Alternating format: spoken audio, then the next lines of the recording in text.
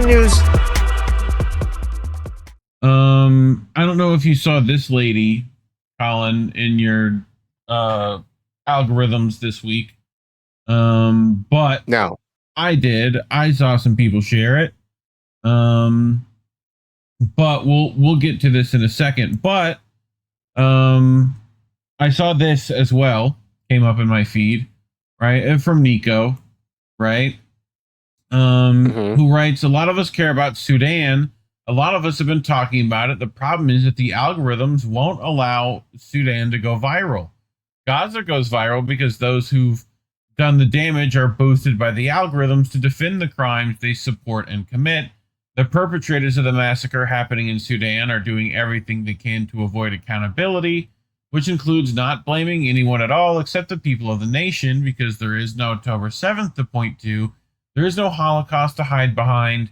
There is no real justification for the horrors being committed there. It's theft, slavery, and murder caused by an amalgamation of the most powerful countries in the world.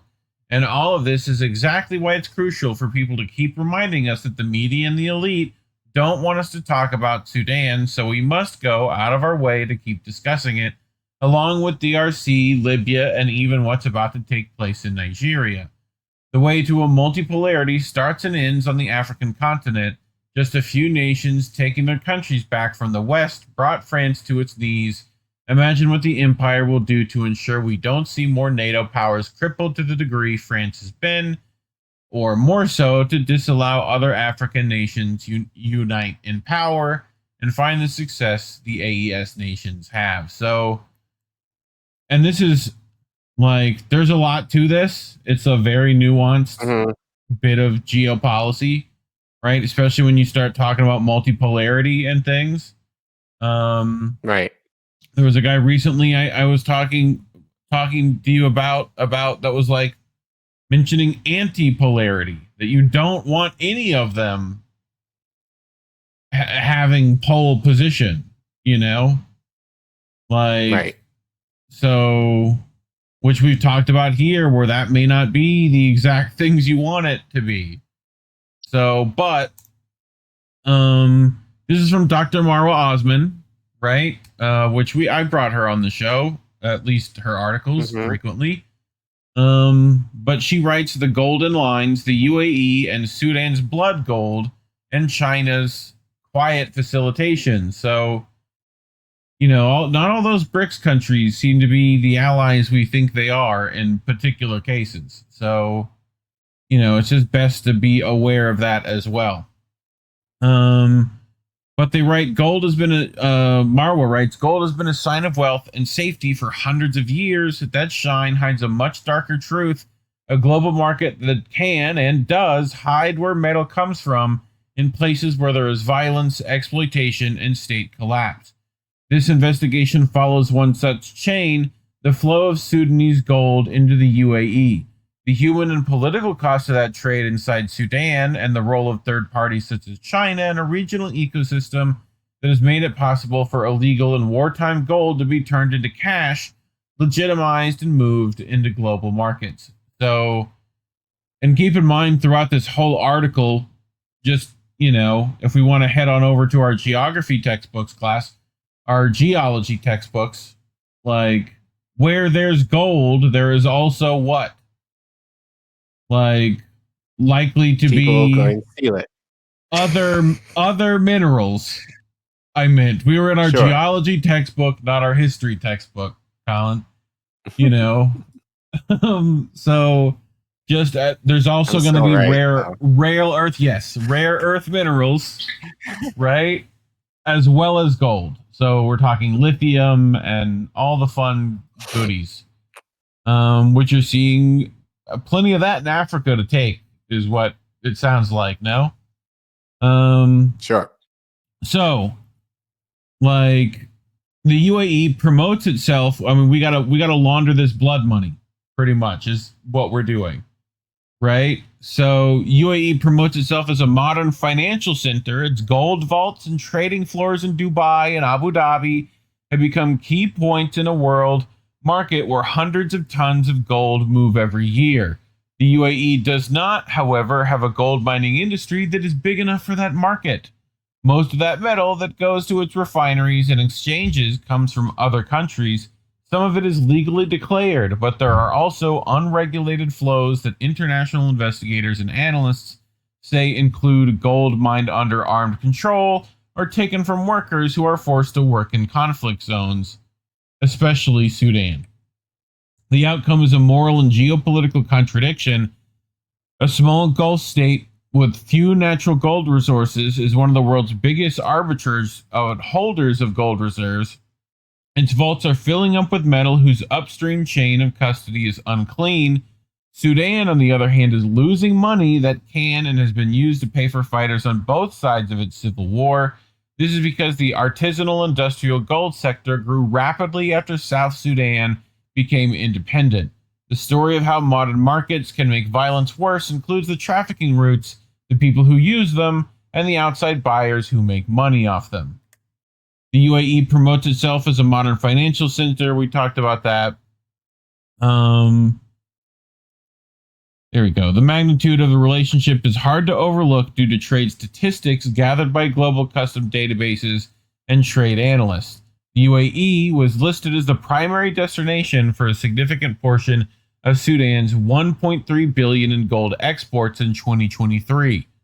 $1.3 billion in 2023, which were the country's top export line item, according to estimates from independent trade brokers. Significant amounts of Sudanese gold either passed through or arrived in the UAE between 2019 and 2023 through direct exports and neighboring transit states, according to trade data platforms and researchers at Chatham House. A significant portion of Sudan's gold production, sometimes estimated at almost half, is smuggled, resulting in a gray economy that favors private middlemen and armed actors. So, I mean, sounds like a melting pot of, good deed doers, does it not? Yes. The UAE's declared gold reserves and trade volumes have increased concurrently. Dubai continues to be one of the busiest gold hubs in the world. Assessments typically place it in the top 2 or 3 global centers for gold trading, along with Switzerland and London. The central bank of the UAE has reported a sharp increase in the value of the country's official gold holdings in 2024 and 25. However, the UAE only acts as a trader, refiner, and registrar in the market. It has no substantial domestic gold reserves. Understanding the origins of the metal is crucial because of this asymmetry, which contrasts small domestic production with excessive trading activity and growing reserves. So essentially, they're just raking all this in and keeping it, right? Letting it, accrue wealth, Mm-hmm. Like you're making the market smaller by holding on to it. So this is why I found this story, right? Like as it was emerging, was particularly this video. So this is in Dubai, right? And remember last week I said someone had, their wedding honeymoon in Dubai, right? Somebody recently, I'm pretty sure, definitely did that. I wouldn't go look that up. But this is the kind of gold we're talking about in Dubai. I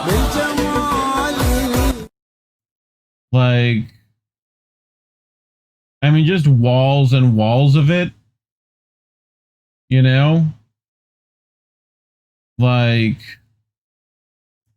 so yeah, it's nothing to scoff at. And all of that is blood gold practically, Right. So according to independent investigations, a significant amount of Sudan's gold wealth completely eludes state oversight, supporting a covert economy that keeps the war going.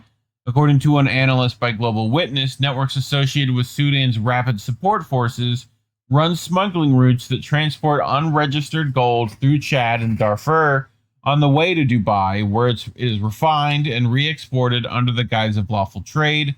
Once in the UAE's refineries, these shipments frequently conceal their origins by combining legally mined metal with gold from conflict sources. Despite UN sanctions and international monitoring efforts, RSF-controlled companies have continued to maintain trading links with Emirati intermediaries, according to Reuters reporting from 2023. So the UAE's lax regulatory framework, which permits substantial amounts of unconfirmed gold to enter Dubai's markets, supports this illegal system. Researchers from Chatham House point out that UAE is a popular destination for conflict-linked gold from all over Africa because of its door-open import policy and lax customs procedures. Investigations by Al Jazeera in 2023 revealed how Sudanese middlemen and traders effectively turned war profits into legal capital by using front companies registered in the UAE to launder the proceeds from smuggled bullion. The outcome is a self-sustaining cycle. Dubai's refineries and vaults provide the international legitimacy that keeps the system afloat, while Sudan's battlefields produce gold that fuels the fighting.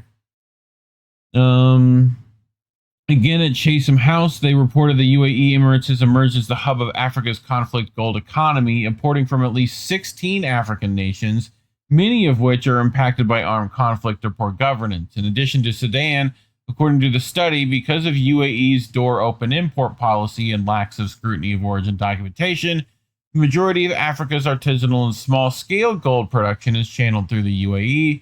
Ahmed Solomon and Suleiman Baldo, the authors of the report, point out this system makes it possible for gold from conflict areas like Darfur to enter international markets indistinguishable from lawful trade, thereby laundering war profits through Dubai's exchange houses and refineries. So, like I said, literal gold laundering. So, at mass scale, practically. These conclusions are supported by an Al Jazeera investigative unit expose published in mid-2023, which shows that RSF-affiliated businessmen and middlemen have legalized profits from smuggled bullion. Right, so... Yeah, any thoughts so far, Care Bear? I mean, you said earlier, it's kind of proving how China is not as humanistic as people make it out to be. Like, they're complicit in a lot of this. So, yep. I mean, you got this. You got the child labor. I think if anything, involved. they play both sides. Right? Is anything they both sides? So, you know, China is no longer. Oh, you're good. China is no longer a socialist nation. So, yeah. They're doing the same shit that, like, again, they're a little more covert about it, and they do it in the guise of, like, trying to elevate African countries in particular. But as I said, it's not like African people are seizing the means of production, depending on what it is. It's often run by the Chinese themselves. The Chinese are the ones who are the bosses. The Chinese are the ones who are running the show and taking their jobs, depending on what it is, especially in construction. And I know that because I had Ugandans tell me that. So that's what's happening. Here's the bit Care Bear might be interested in. So, situation is made even more complex by China's involvement. Beijing and Sudan have a long history of strategic and commercial ties that go beyond infrastructure and oil agreements to include mining and building. Chinese businesses have long operated in Sudan's extractive industries, and Beijing's voracious appetite for commodities contributes to the structural demand for gold. Through trading hubs, gold is imported by buyers from around the world, including Chinese companies and state-affiliated buyers. There's evidence that some of the metal that reaches UAE markets is then sold to buyers in Asia, including China. So, I mean, they're definitely profiting off this as well. So, I mean, very clearly. Like between that and also the UAE's connection to Israel on top of that. So, I mean, it's just a who's who of, like, exploitation, Right. And China's also involved with sending arms, like we've talked about in Papua New Guinea, like and New Guinea, right? That's how that works. Mm-hmm. They're like a little double island, right? But yeah, I mean, any closing thoughts? I definitely suggest people read the full article down there in the doobly doo. So, you know, Dr. Marwa lays it out. But what you got? Anything else? No, I mean, follow the money, Lebowski. Again, basically. Yep. And it's kind of alluded to what we talked about at the beginning of the show too, where it's like, pay attention to these, like, this isn't new. Like, this has been happening for like centuries now. The resource management game, you know, like, just follow the resources and think outside the box with what's actually needed. What commodities are needed right now? You know, like, because between that, real estate, and water, it's going to be a fun time for everyone. You know? So, yee. But talking about it certainly gets us demonetized. So you can scan that code on your screen or go to ko-fi.com/Indie News Network. Links to donate are in the description below if you would like to have us cover more things like this. Otherwise, like and subscribe and share this with your friends. You know, leave a comment. Let me know what you think. Otherwise, thanks for watching.